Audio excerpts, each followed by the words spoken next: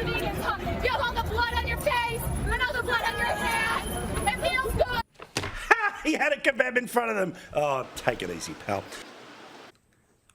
Why can nobody agree regarding animal rights? It seems that there's a never-ending debate on both sides of this issue, primarily between vegans and people who love meat, such as those on carnivore diets. However, there are still many who take a middle ground stating that certain animal rights should be granted while still eating animal products.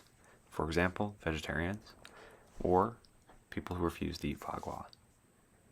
Arguments about animal rights in perpetuity used to be arguments about whether animals were capable of rationality, or if they were reincarnated humans, and there's many other different arguments. But this has changed, and that is because animal rights fundamentally comes down to a single question. To what extent do animals experience consciousness? If animals don't have consciousness, it is impossible to suffer and feel pain, and as such, factory farming would be okay. While if they did, we'd be effectively committing a mass torture regime everywhere on Earth 24/7. These arguments often make no progress to convince either side due to there being a stasis caused by disagreement in the definition of a word, that being consciousness. Consciousness is often attributed to John Locke, who is credited with coining the modern definition of this term in his work, An Essay Concerning Human Understanding. He defines consciousness as being perception of what passes in a man's own mind. Basically, the ability to be self-aware. This definition seems to be apparent, so where's the disagreement?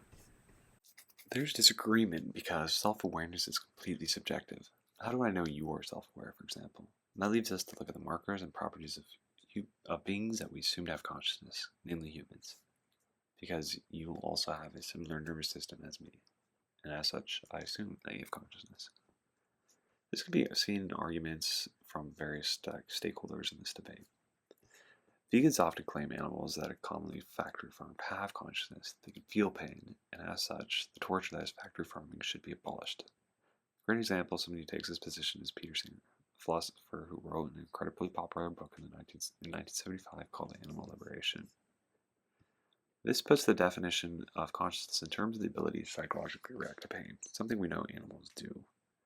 On the other side of this debate, there are many religious people who believe humans are specifically created by a divine entity, and as such, they're the only ones capable of consciousness.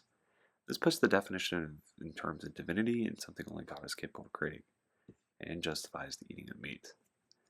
More agreements that are not religious involve broadening the scope of the word to encompass everything, including plants, and this serves to make the vegan argument meaningless. As are we supposed to just stop eating food and die?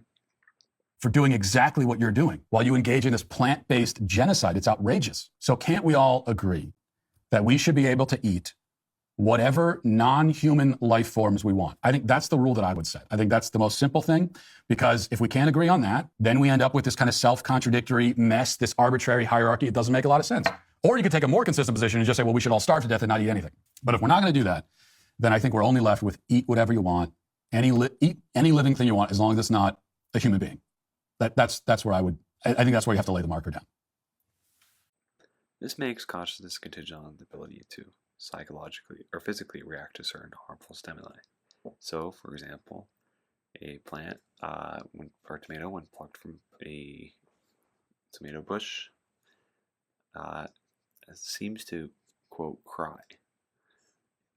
What should be apparent is any argument that exists for veganism or against it needs to start with a comprehensive definition of the word consciousness. Otherwise, they'll be just talking past one another, as seen in these last three definitions of the word.